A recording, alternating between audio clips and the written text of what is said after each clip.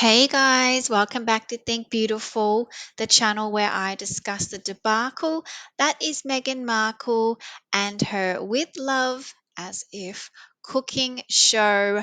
This is episode 7. We are reviewing the episode that is called Elevating the Everyday. Wow, it just sounds so relatable.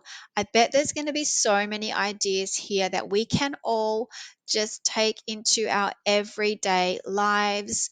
Meghan Markle is just like you and me. You guys, she is the girl next door. Now, this episode is all about Vicky Sai. I don't know how to say it. I'm so sorry. There is certainly an Asian vibe in this episode. That's great. The Asian cuisine is amazing, much better than Meghan Markle could ever do. So thank God for Vicky Tsai, honestly. Now, Vicky, if you don't know, and I didn't know, nobody knows, she was one of Meghan's little guests on the TIG 100 years ago when Meghan Markle thought she was the queen of the internet. She did this piece here. So there you go. She did a travel piece. So they've known each other for a while, I guess. I don't know. Maybe they're friends again. They met up again. Anyway, Vicky has this skincare company, very, very successful, much more successful than Meghan Markle will ever be. It is called Tatcha. And you can see there that it was even on Oprah's favorite things because Meghan said, hey, you need to merch this for me. She's going to be on my show.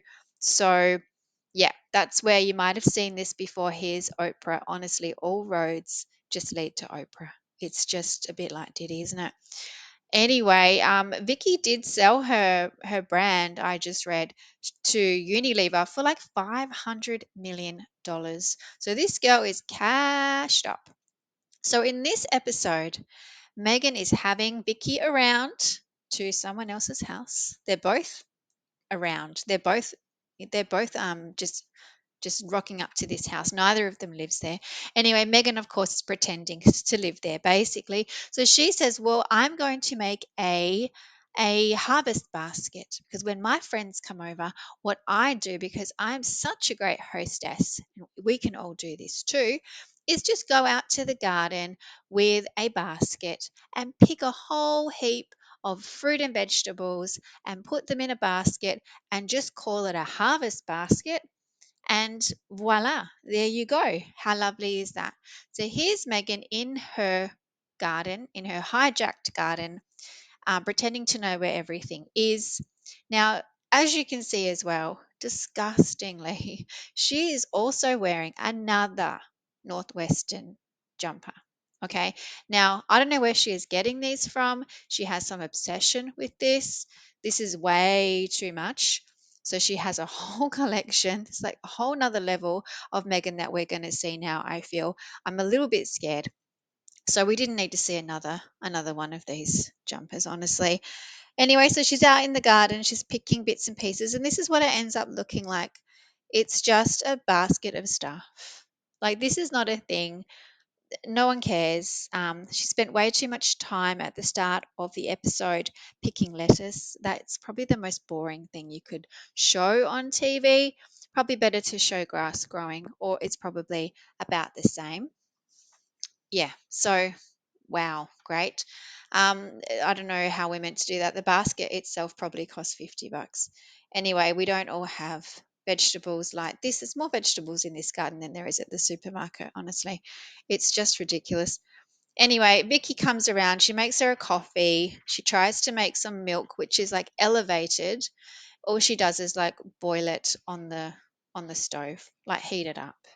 Yeah, that's really elevating it, Megan. You could also use a microwave. That would probably be a little bit more relatable.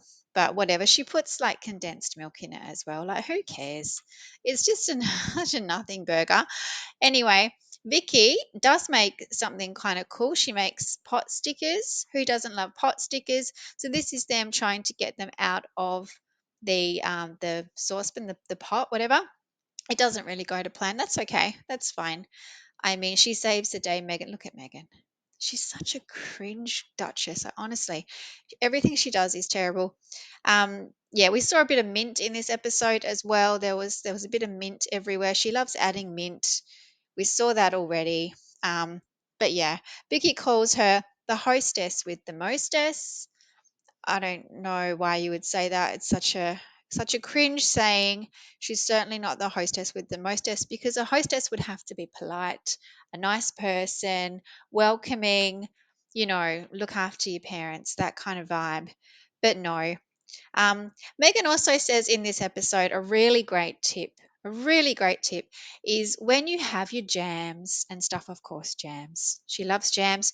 When you have your jams and bits and pieces, condiments on the table, don't just put the jar on the table. That would be so basic. What you should do, she didn't say it that way, but that's what she meant. She meant we're plebs if we were to put a jar of whatever it was on the table. You need to decant it into tiny little containers. Like, who has like a million ramekins? Yeah, okay, whatever, Megan. Great idea. Okay. Wish you guys could see my eye roll. I rolled my eyes so much in this episode, they nearly fell out of my head. I didn't learn a thing. I mean, Vicky was kind of interesting. There was a bit of focus on her, so I don't hate that part, but Megan's reaction to everything that Vicky says and does, like, just is exaggerated. Vicky could honestly pick her nose and put it on top as a garnish, and Megan would just be like, oh my God, that is amazing. It's too much. It's too much. She also looks like she's going to cry at one point because she's on the edge. Megan is on the edge. I can 100% see that now. She also makes a chili oil, like, again, like she just boils up the stuff and then puts it into the glass jar. She doesn't let it cool down though before she puts it in. So she puts it in and it's like bubbling away. Like, that would crack the jar if you did like that. That is not safe. So she clearly doesn't make it very often, or she is just a very dangerous person in the kitchen. Probably a little bit from column A, a bit from column B, I think. um, she shares a little piece of information with us that nobody asked for, is that she used to be a cocktail waitress in Chicago. I mean, when she was doing her double major. Maybe that's why she wore that jumper in this episode, because she talks about college days, like, and we didn't need to know. Anyway, she was obviously crap at it. She admits that. So does that surprise you? She failed. She was failing back then as well. I don't believe she passed uni. She must have failed that as well. She fails everything. I'm surprised she can get out of bed in the morning. She probably falls over and fails at that as well. um what else can I tell you about this? It was pretty awful, is probably what I could say. Yeah, I will give it, okay, I'm going to give it probably minus 500 stars out of 5. That's probably being generous. Vicky won't be harmed in this. Vicky will be fine. Vicky comes across normal. Megan, however, comes across, yeah, on the edge. Very, very, like she could just fall to a heap in a minute. Honestly, she's going to need some assistance, I think.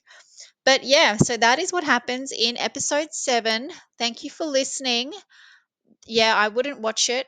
It's not worth your time. I'm sure we all know how to pick vegetables, and how to boil things on the stove. So if you're okay with those two things so far, you're not really going to get much out of this episode. Vicky does teach you how to make a cool kind of exfoliant using natural food products from the Asian supermarket. That's okay, but I mean, would you be watching this show for skincare? You've just watched food. I just don't think food and skincare goes together. Like, they at least didn't make it in the kitchen. They at least went outside and did it.